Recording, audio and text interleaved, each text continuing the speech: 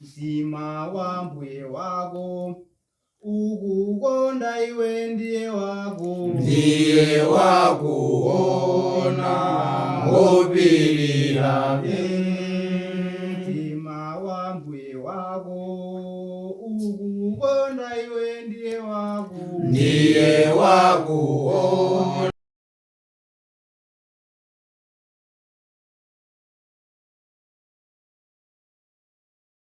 Tikulandireni pa pologalamu yathu ino imene timakhala ndi nthawi yophunziranso kuchokera ku buku lopatulika pa maphunziro osiyanasiyana amene ali ofunikira pa moyo wathu wa tsiku ndi tsiku. Pa pologalamu ya lero muli ndine m'bale wanu Vinjero Gondwe kuchokera ku mpingo wa Khristu ku area 36 ku Lilongwe, komanso monga mwa nthawi zonse ndinso ndi m'bale wanga apa. Ine ndine Namani Kammalunje, ndine mmodzi mwa alaliki mu mpingo wa Khristu, ndimakhala ku Mirundu ku Lilongwe, mmodzi mwa Sanduliza. Tikuyamikireni m'bale wathu Namani Kammalunje makamaka chifukwa chokhala nafenso pa tsiku la lero kuti makamaka tipitirizabe kuphunzira kuchokera ku buku lopatulika.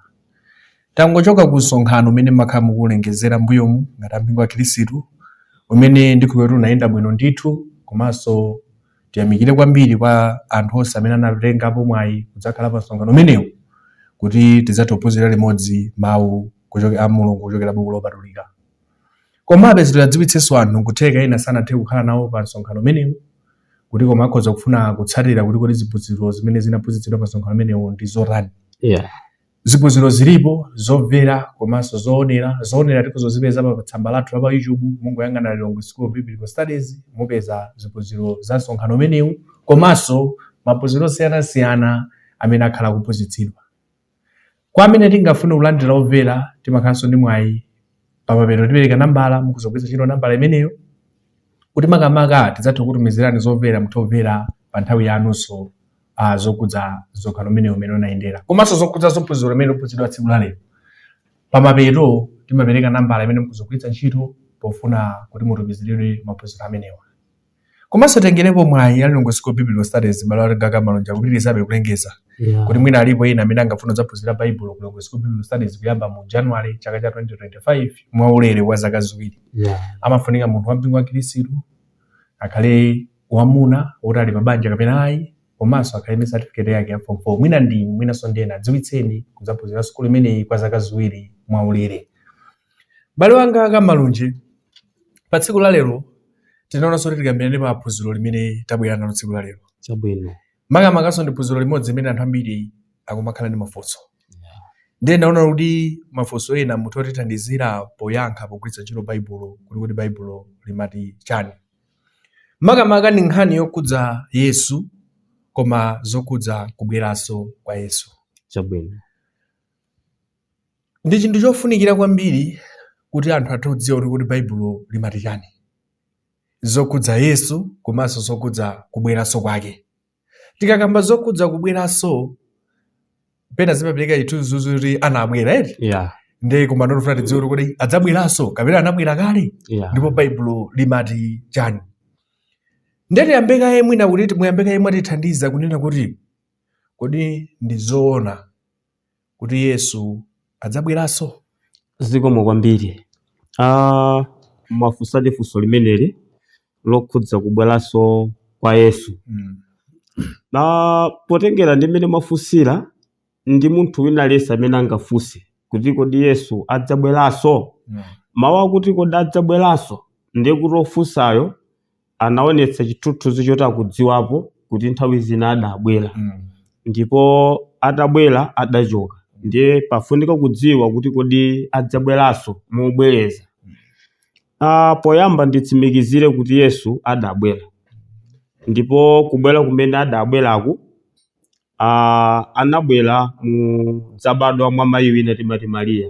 Nthawi imene anapalana ubwenzi ndi bambo wina timati Yosefe. Kubwera kumene anabwera mu njira imeneyo anadzabadwa anakhala pakati pathu, ndipo alukula pamene pamadzadziwika kuti uyu sinzathu, koma kuti chinsinsi cha Mulungu changodutsa kuti adzabadwe pakati pathu. Yesu atabwera mu njira imeneyo adadzulula ndithu kuti adachokera kumwamba.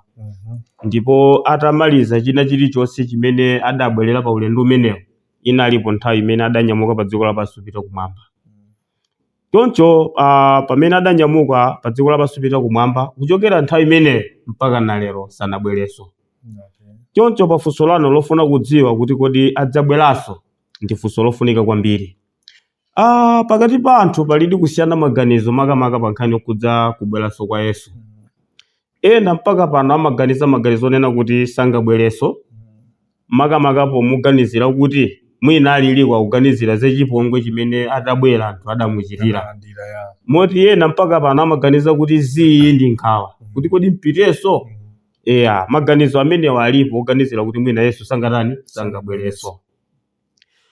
Tikawerengeranso mu zolembedwa ndi mtumwi Petro, tikawerenga pa 2 Petro chapter 3, tiwerengako verse 3, 4 ndi 5, kenaka tifika pa verse ya 8 ndi 9.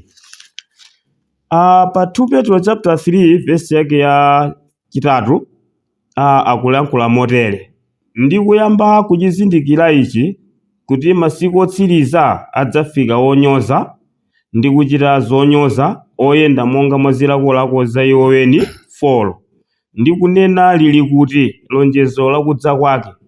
Pakuti kuyambira kuja makolo adamwalira, zonse zikhala monga chiyambire chilengedwe. Pa verse 8 akuti, koma ichi chimodzi musayiwale okondedwa inu, kuti tsiku limodzi likhala kwa Ambuye ngati zaka 1,000, ndi zaka 1,000 ngati tsiku limodzi.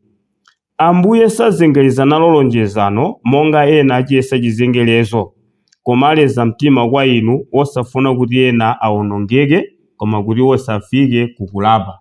Mtumwi Petro analemba zimenezi kuti mudzaona masiku otsiriza alipo anthu ena amene adzabukitsa maganizo ofuna kuwawononga anzawo, numauza kuti lili kuti lonjezo lakudza kwake. Taona nimene dziko lidalengedwera likhala monga mene lili mpaka nalero. Ndezoti Yesu adalonjeza kuti adzabweranso, inu mukhulupirira kuti adzabweranso, zimenezo musakhulupirire. Komabe Petro popitiriza kulangiza Khristu oyambirira, pa verse 8 anati, okondedwa inu mudziwani ichi, kuti tsiku limodzi likhala mwa Ambuye ngati zaka 1,000, kapena kuti ngati zaka 1,000. Pakapita zaka 1,000 Mulungu amaona kuti papita tsiku lingati limodzi. Moti pamene nthawi ifika mpaka napano anthu asamakhulupirira kuti Mulungu azengereza zimene Yesu analonjezayi. Pamene pamatsimikizira kuti ngakhala anthu ena adzakhale ndi maganizo ofuna ulepheretsa anzawo kuyika chikhulupiriro Yesu adzabweranso, Petro akuwachirikiza Khristu kuti imenezo musamvere ayi. Choncho poti pali maganizo osiyanasiyana okhudza kubweranso kwa Yesu, mwina ndipite pafunso lanu tsopano kuti kodi Yesu adzabweranso di? Tikatengera mmene Yesu amachoka pa dziko lapansi, pa Yohane chapter 14 mu verse 1, kuyambira verse 1, Yesu amati, mtima wanu usavutike, mukhulupirira Mulungu, khulupirirani inenso. M'nyumba ya Atate wanga alimo malo okhalamo ambiri. Ngati sikunali kotero ndikadakuwuzani inu, pakuti ndipita kukukonzerani inu malo. Ndipo ngati ndipita kukakonzera inu malo, ndidzabweranso, ndipo ndidzalandira inu kwa ine ndekha, kuti kumene kuli ineko mukakhale inunso.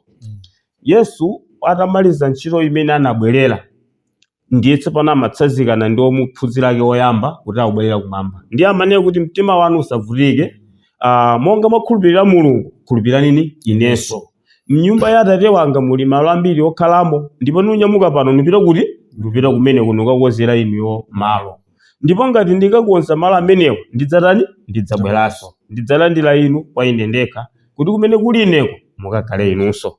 Choncho apa Yesu akutsimikiza kuti pamene anyamuka pa dziko lapansi kupita kumwamba adzabweranso. Ndipo tikaonanso pa mmene amanyamuka, tikaona pa Machitidwe chapter 1. Pa Machitidwe mutu 1 tionapo kuyambira verse yake ya, tingolenga verse yake ya 11. Pa verse ya 11 akuti, amenenso anati, amuna ku Galileya muyimiranji ndi kugadama kumwamba. Yesu amene walandiridwa kunka kumwamba kuchokera kwa inu, adzadza momwemo monga momuonera ali kupita kumwamba. Inali nthawi imene Yesu tsopano amanyamuka kupita kumwamba. Ophunzira Yesu ananyamuka ngati mmene maulukira ndege kapena mbala. Ndiye tsopano ophunzira adadzangodapo kuti Yesu wanyamuka. ndi ophunzira adakhala lugadamo umaona mmene Yesu akuyendera mpaka anakafika kumwamba. Ndi akuti ovala zovala zoyera awiri amene anamulandira mmwambamo ndi anauza ophunzira pa dziko lapansi nena kuti inu Agalileya inu muyang'ana ndi kugadamira kumwamba kuona Yesu amene anali pakati panu walandiridwa kale kuno kumwamba moti adzabweranso monga momwe mwamuonera ali kukwera. Ili ndi lemba limodzi limene limatsimikiza kuti Yesu abwera. Choncho mukafunsa kuti kodi Yesu adzabweranso, titsimikize kuti Yesu adzabweranso. Ndipo tukamba pano Yesu sanabwere. Chifukwa Paulo pa 1 Korinto chapter 15 verse 24 adatsimikiza kuti pakubwera kwa Khristu momwepo padzakhala chimaliziro. Ndiye ngati chimaliziro chisanafike patsimikiza kuti Yesu sanabwere. Koma ngakhale sanabwere atani Yesu abweranso. Zizo tanthauzo anthu lisarayi mtima. Chifukwa anthu akunena agogo anga abadwa kukalamba mpaka kumwalira nawonso amanena kuti Yesu abwera mpaka pano sakubwera ndi Yesu sabwera. Koma Baibulo likutsimikiza ndithu kunena kuti Yesu adzabweranso. Ndithudi. Mtumwi Petro pa 1 makamaka mtumwi Yohane pa 1 Yohane chapter 2 verse 21 anena kuti dziwani kuti kulibe bodza lochokera kwa choonadi. Ndiye Yesu amene ali mwini choonadi ndi amene amatsimikiza kuti pamene akubwera adzabweranso. Ndiye amalankhula ndi Yesu. Ndiye Yohane watsimikiza pa 1 Yohane chapter 2 verse 21 kuti ali kulibe bodza lochokera kwa choonadi. Choncho Yesu ngati amene ali choonadi adatsimikiza kuti abweranso. Ndayi zina anthu amafunsafunsa lero kuti Yesu adzabweranso chifukwa mwina amaganizira kuti akabweranso ndi adzachita chani. Ndetha zina fupa anthu sakudziwa kuti akadzabweranso adzachita chani. Ndi amangoganiza kuti sadzabweranso akabwera adzachita chani. Baibulo pali zimene imatifotokozera kuti adzachita chani. Zikomo kwambiri. Limenenso ndi funso labwino. Chifukwa tungakhale mwina kudera koma bwera president. Atamati akubwera president aludzatani. Kuti adzatsakulira msewu. Haya adzaona chituko chakuti chimakhala choncho. Ngakhale ifeso anthu lokafe akamati ujenera akubwera anthu amafunsa kuti adzakhala kodi kapena adzangoona wanthu amafunsana choncho. Choncho pamene ukamba zakubweranso kwa Yesu panene ukafunsa loti kuti tsono ngolenda kubwera adzatani zoonadi. Monga taonera wani kuti Yesu pa Yohane chapter 14 pa verse 1 kuyambira verse 1 pamene amatsazikana ndi ophunzira chimodzi chimene anawalonjeza choti nikabwera ndidzatenga inu kuti kumene kuline kumukatani mukakhalenso. Ndiye kuti Yesu salephera kubwera chifukwa ali kuti akabwera adzakwanitsa lonjezo limenelo. Chinthu china chimene Yesu akabwera adzachite tikamaona m'buku la Mateyu chapter 25. Buku limeneli la Mateyu chapter 25 kuyambira verse la 31 pamene pakunena kuti koma pamene mwana wa munthu adzadza mu ulemerero wake ndi angelo onse pamodzi naye pomwepo iye adzakhala pa chimpando chakuwala kwake ndipo adzasonkhanidwa pamaso pake anthu a mitundu yonse ndipo iye adzalekanitsa iwo wina ndi mnzake monga m'busa alekanitsa nkhosa ndi mbuzi. Yesu pamene akubwera chinthu china chimene akubwerera abwera kudzaweruza. Choncho Yesu abwera kudzaweruza dziko chifukwa adalamulira zoti dziko lichite. Ndiye afuna adzaone amene adachita ndi amene sanachite. Ndiye akubwera ndi chiweruzo. Ichi chimodzi chimene Yesu ayenera kubwera. Komanso tidziwe kuti pa Yohane chapter 5 verse 28 akutsimikiza kuti Yesu adzene kuti adzutsa anthu amene adafa. Moti kubwera kwa Khristu anthu amene adafa adzauka chifukwa Yesu ayenera kuti aweruzidwe. Choncho ichi ndi zina zimene Yesu Khristu akabwera adzenera kuti achite. Choncho Yesu abwera makamaka pofunitsa kukwaniritsa zimenezo. Choncho ngakhale anthu atakhala kuti alukayika umadziwa kuti polani ya Mulungu ilimenemo ndithu. Yesu abwera kudzaweruza. Chiweruzo chikadzatha anthu abwino adzatengedwa ndi Yesu kuti akapatse kumene adakakonza malo. Anthu oyipa ayembekezera zotsatira zakuonongeka. Ndiye kubwera kwa Yesu abwera ndithu koma adzachita zimenezo. Adzadzutsa akufa, adzaweruza, adzatenga okondedwa ake. Ndipo kumapeto kwa zinthu zonse ndi muja Baibulo limatitsimikizira kuti thambo ndi dziko lapansi ndi zonse zili momwe zidzaonongedwa. Choncho mukafunsa kuti kodi Yesu pamene akubwera adzatani ndithu chilipo chimene Yesu adzachita ndithudi. Tiyamikire kwambiri chifukwa monga mmene ndafotokozera muja kuti anthu amakayikira kuti Yesu adzabwera chifukwa kuganizira kuti angadzachite chani. So anthu amaganizira zimenezonso koma ndi mmene mufotokozera Baibulo lationetsa ndithu kuti Yesu adzabweranso ndipo akadzabwera kuti ndi cholinga ndithu. Chimene tili nacho kwambiri ndikungodziwa kuti Yesu akabwera adzandipeza ndi lotani. Ndi ntchito yayikulu imene wina aliyense ali nayo ndithudi. Komanso nthawi zina anthu amakhala ndi funso kuti Baibulo linafotokozapo kuti kubwera kwakeko kudzakhala kotani kaya. Anthu nthawi zina amakhala ndi chidwi ndithu, nthawi zina monga mmene munafotokozera muja kuti kukamabwera president. Wabwera president timaona ndithu kumatsogola azathu achitetezo wakoza malo kuti anthu amachitika zinthu zambiri. Ndiye mukamona zilile amazoti president ujarani ndi abwera. So zimakhala ngati zimenezo. Baibulo linatipatsa chithunzithunzi ndithu zakubweranso kwa Yesu kuti kudzakhala kotani. Zikomo kwambiri. Mafunso lifunso labwino. Makamaka podziwanso kuti nanga siku lendo obwera poyamba anadzabadwa mwa munthu. Koma machokedwe adachoka munjira ina. Tsono mwina anthu akhoza makhulupirira kuti mwina pobweranso mwina adzabadwanso mwa munthu. Apadi ndi funso lofunika. Ndiye ankafunso lano m'magawo angapo. Chinthu choyamba chimene anthu ayenera kudziwa ndi choti Yesu pobwera sadzapondanso pa dziko lapansi pano. Sadzapondanso pa dziko lapansi pano. Chifukwa pa 1 Tesalonika chapter 4 amanena kuti tidzakumana naye mlengalenga. Chinthu choyamba chimene ndikudziwa nchiti chimenecho. Pa buku la Mateyu chapter 24 pa verse yake la 30 pamene papatidziwitsanso chinthu china. Mateyu chapter 24 verse 30 akuti ndipo pomwepo padzaoneka mthambo chizindikiro cha mwana wa munthu, ndipo mitundu yonse ya pa dziko lapansi idzadziguguda pa chifuwa nidzapenya mwana wa munthu ali nkudza pa mitambo yakumwamba ndi mphamvu ndi ulemerero waukulu. Ndipo iye adzatumiza angelo ake ndi kulira kwakukulu kwa lipenga, ndipo iwo adzasonkhanitsa osankhidwa ake ku mphepo zonse zinayi, kuyambira malekezero athambo kufikira malekezero ake ena. Kubwera kwa Yesu sadzabadwanso mwa munthu, koma kubwera kwa Yesu adzaonekera mthambo lakumwamba. Ndipo kubwera kwa Yesu akadzabwera munjira imene akuti adzabwera ndithu ndi mphamvu, ndipo saubwera yekha, adzabweranso ndi angelo wake.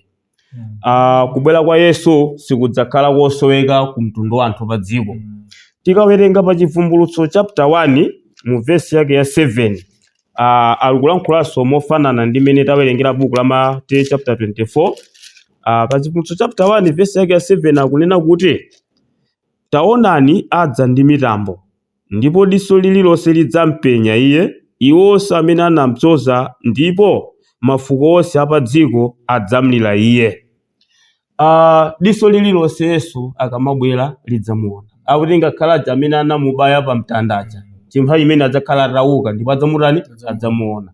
Ndipo anthu ambiri chikumbumtima chidzawavuta chifukwa adamva za Yesu, koma mwina ambiri adzakhala sadachite chimene amanena, ndi akuti adzadziguguda pa chifuwa. Choncho Yesu adzabwera mu mphamvu ndi ulemerero wa Atate wake, komanso adzabwera aliyense adzamuona.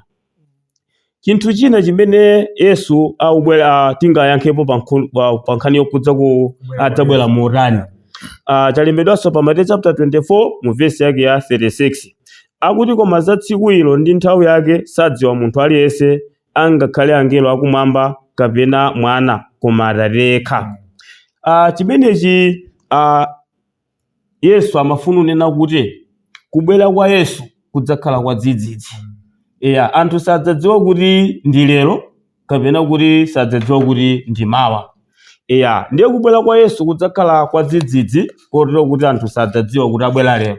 Chinthu china chimene dziko lapansi lino likudziwa ndi chiti ndi chimenecho. Ndi chifukwa chake Baibulo limatiphunzitsa kuti adzabwera ngati mbala. Maonena kuti adzabwera ngati mbala, anthu ena mwina amatanthauzira molakwika. Amaona ngati kuti kudzakhala monga mmene kulili tukamba pano kuli kuti adabwera koma situdziwa. Anthu ena amayima pa fundo imene, koma Baibulo pokamba kuti adzabwera ngati mbala samanena mu fundo imene, koma amafuna kutanthauza kuti zoti ku dziko lapansi kuli mbala ife timadziwa, koma tsiku loti mbalayo yaganiza kubwera ku nyumba kwathu sitidziwa. Chimodzimodzinso dziko ludziwa kuti Yesu adzabwera, koma tsiku loti Yesu abwera sidziwa. Ndi chifukwa Baibulo limene kuti tidziwe kuti adzabwera modzidzimutsa, adzabwera ngati mbala. Pa nthawi imene ife sitikuganizira pamene mwana wa munthu adzafika. Choncho kubwera kwa Yesu adzabwera munjira yotero, adzaoneka mthambo lakumwamba, ndipo diso lililonse la pa dziko lapansi lidzamutani lidzamuona, ndipo adzabwera ndi mphamvu za Atate wake, ndipo sadzabwera yekha, adzabwera ndi angelo. Monga mmene mumanena kuja kuti president akamabwera mumakhala asilikali ndi ena, chimodzimodzinso Yesu pobwera kwake adzabwera munjira ili, adzabwera munjira imeneyo. Komanso dziko lidziwe kuti adzabwera mwadzidzimutsa. Choncho mpofunika ndithu anthu akhale tcheru, kulandira mlendo obwera motere amafunika ndithu kungokhala nthawi zonse ulorani okonzekera kuti tsono anthu amene adzabwera asadzioneke ngati obwera morani modzidzimutsa. Mene makamba zoti modzidzimutsa zangu ndikumbutsa pali ndiwo zina zimene anthu amangoti mwadzidzimutsa. So yapisezi wangubwera alendo amangoti atakabwera mwadzidzimutsa.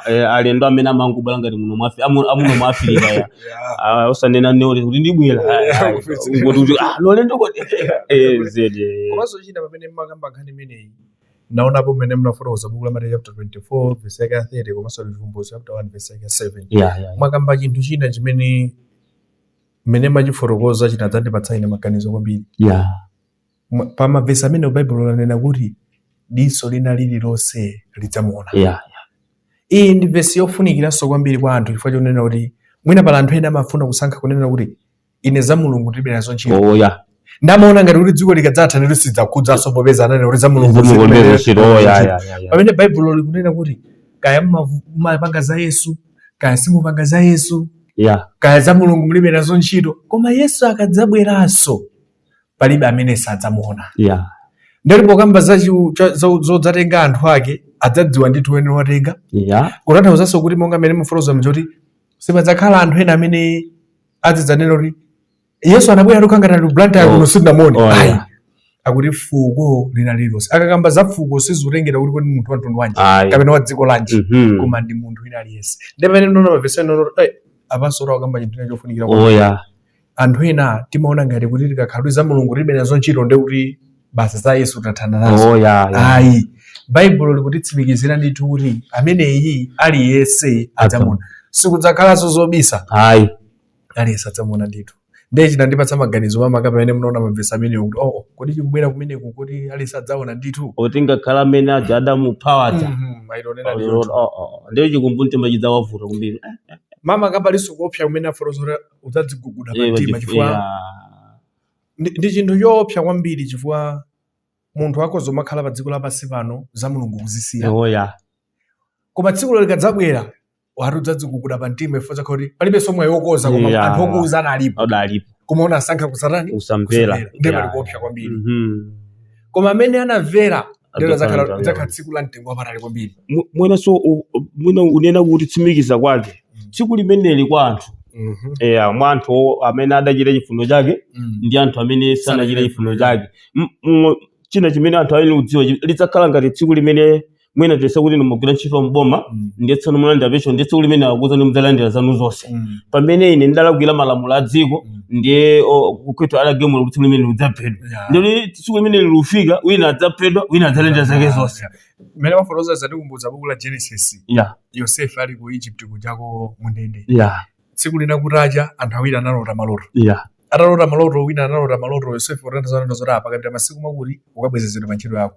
Wina songoza pakapita masiku omwewa udzakaphedwa. Ndena ali tsiku lonena kuti labwino kwa wina kwa wina zoloipa kwambiri. So tsiku lakubwera ndi kwa Yesu ndi tsiku limene lidzabweretsa chimwemwe kwa ena adzamba kulira. Amene adzalire si chifukwa chonena kuti Mulungu anakoza kuti adzalire, koma kuti anazengereza atamva mawu sanachite chimene Mulungu amafuna. Apo mwatithandiziranso kwambiri kuti pasaitunzi kuti tsiku limeneli lidzakhala lotani. Kubwera kwake kudzakhala. Chinanso chimenenso chanisangalatsa munadzafotokoza kuti Baibulo linanena kuti tidzakumana naye mlengalenga. Yesu sadzaponda pa dziko lapansi pano. Anthu ambiri timaphunzitsana kapena timauzana kuti Yesu adzabwera kapena tinamva bwino kuti Yesu ali Blantyre. Yesu alina Blantyre yathu yapo. Blantyre yobwera. Koma Baibulo likuloza kubwera kwa Yesu sadzaponda phazi lake pa dziko lapansi pano. Pamene nthawi yathu yopita mapito kumenenanso kuti ntchito yoti mutithandizire kwambiri. Tamva kuti adzabwera lidzakhala tsiku labwino kwa ena zakhala loyipa ngati sanachite chifuniro cha Mulungu. Koma tingalikonzekere motani zakubwera kumeneko. Mungatithandiza bwanji kuti tsiku limene lizakhale labwino? Baibulo limati chani kuti tsiku limene lisadzakhale lowawa kwa ife? Zikomo kwambiri. Ndidziwadi kuti china chilichonse pokonzekera mumachikonzekera potingana chimene muchikonzekeracho. Amuna tumachitabe chitsanzo cha amene president amapezeka kuti alipira kumalo. Anthu akamva kuti president akubwera amakonzekera. Ena iwo amakonza ndakatulo. Wena amakonza magule. Mwina ati ukonza fundo zotadzala nkule. Kumene kumakhala ukonzekera kubwera kwa president. Ndipo akakhala mlendo chabe kuti abwera ku nyumba kwathu, mwina pakhomo pamene mwina anthu anatayilira kumbali yosesa masesa, mwina mnyumba ukonzako ukakula ndiwo zogwizana ni kuti lubwera mlendo zimakhala choncho. Ndiye pakubweranso kwa Khristu pali kukonzekera kwake. Poyamba kwa ife amene nditsimikize kwa iwo kapena kwa ife amene tinamukhulupirira Mulungu pamodzi ndi mwana wake Yesu, ndipo tukamba pano tidachita chifuniro, tidasankha kuchita chifuniro chake. Ndi kuwalimbikitsa, Baibulo limatilimbikitsa kuti tikhalibe mchikhulupiriro mpaka na imfa yathu, kapena kuti mpaka na kubwera kwa ndani? Kubwera kwake. Ndipo pa Hebrew chapter 10 verse 38 amati olungama wangayo adzakhala ndi moyo ochokera mchikhulupiriro. Koma ngati abwerera, moyo wanga ulibe kukondwera mwa iye. Alipo anthu ena amene anasankha kumtumikira Mulungu matu kamba panadani adabwerera. Choncho tulimbikitsa iwo amene sanabwerere kuti akhalebe mchikhulupiriro kufika imfa yawo. Koma kwa iwo amene mpaka pano asanachite chifuniro cha Mulungu, Baibulo linena kuti nchimene Mulungu auyembekezera kuti anthu achite. Pa 2 Petro chapter 3 verse yake ya 9 akuti afuna anthu onse abwere kukulapa. Pafunika anthu amve mawu a Mulungu, akamva mawu a Mulungu akhulupirire Mulungu, ndipo akamukhulupirira Mulungu anthu aja alape kusiya zoyipa zawo, ndipo akatero akabatizidwe m'madzi ambiri ngati mmene Yesu anabatizidwira. Ndipo anthu akabatizidwa akhale mu mpingo makamaka umene Ambuye Yesu anakhazika.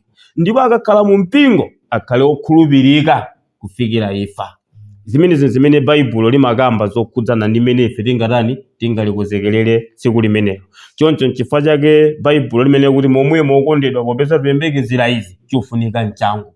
Chifukwa amene amakonzeka ndi amene akadali m'moyo akadayenda. Munthu akamwalira mwayi otatuwonza zimene sanakonze amakhala kuti sangakwanitse. Choncho kukonzekera kubwera kwa Ambuye Yesu akutsimikiza ndithu kuti atumiki ake pamene ali kulalikira uthenga wabwino, kuphatikizira ife lero pamene tiwalalikira uthenga wabwino. Chimenecho ndicho chimene cholinga cha Mulungu pofuna kuti anthu tapatse mwayi oti asankhe kumukhulupirira Mulungu, kulapa machimo awo, kubatizidwa kuti machimo awo akhululukidwe. Akatero akhale mu mpingo nudzakhalamo mpaka na moyo wawo wonse ali muri mmenemo, ali wokhulupirika. Chifukwa alipo wena mwina kumangosonkhanamo chithupithupi, koma bweya akapita kokapembedza kubweranso ku nyumba achita zinthu zosempana ndi mawu a Mulungu. Ndiye Baibulo lili kuti siyese amene amanena kwa ina Ambuye adzalowe ufumu wa Mulungu, koma amene amachita chifuniro cha Mulungu. Choncho mukafunsa kuti tingakonzekere bwanji kubwera kwa Ambuye, tikonzekera maka pakuphunzira mawu a Mulungu kwa iwo amene sanasankhe, ndipo akaphunzira mawu a Mulungu afunika achite chisankho chokutumikira Mulungu. Afunika adzatipeze Yesu tili okonzeka, opanda banga ndi opanda chilema. Kumeneko ndiko kukonzekera pakubwera kwa Ambuye Yesu. Tikati tionenso mfundo yayikulu pamene tukamba za kubwera kwa Yesu, mapesa ambiri amene mwafotokoza. Kubwera kwa iyeyo ndikudzatenga anthu ake amene achite chifuniro cha Mulungu, amene sanachite chifuniro cha Mulungu kuwatenganso koma kukayika kumazunzo. Ndizo zotipatsanso kuti kubwera kwa Yesu ndi tsiku labwino ndithu, komanso ndi tsiku loyipa kwa iwo amene sanakonzekere. Koma mmene mwatifotokozera pali mwayi kuti munthu akuzokonzekera. Koma kuti ukonzekere zonse zili m'manja mwa ine okonzekerani. Ndidziwe kuti ndiye lena kukonzekera motani. Ndi kwa ife amene tili omvera tikuona ndithu kuti Baibulo atiuza kuti Yesu adzabweranso, ndipo akadzabweranso dziko lidzakhalanso kutha, ndipo pomwepo Yesu akutenga anthu ake kuchita chifuniro cha Mulungu kukayika m'malo amene anakakonzera, amene sanachite chifuniro cha Mulungu kuwatenganso kukayika pamalo amene anakonzera amene kuli mazunzo osatha. Tiyamikire kwambiri m'bale wathu Kamalunje makamaka potithandiziranso paphunziro limene lokhudza kubweranso kwa Yesu. Monga mmene ndafotokozera, mwina mukuzokhala ndi funso komanso ndi manga, komanso mukuzokhala kuti titumizireni phunziro limene mutomvera pa nthawi yanu. Pamene tipereka nambala, komanso mukuzopeza maphunziro athu onsewo pa tsamba la pa YouTube Mungu yanga na Lilongwe School of Biblical Studies muzatopeza maphunziro amene. Pa programu ya lero munali ndine mbale wanu Vinjero Gondwe kuchokera ku mpingo wa Khristu Area 36 komanso mbale wanga uyu Namanika Malunje mmodzi mwa alaliki mu mpingo wa Khristu ndimakhala ku mitundu ku Lilongwe mmodzi mwa Santolisa. Kufikiranso nthawi ina Mulungu adalitseni nonse. Amen. Mtima wa mbuye wako ukukonda iwe ndiye wakuona ngopirira.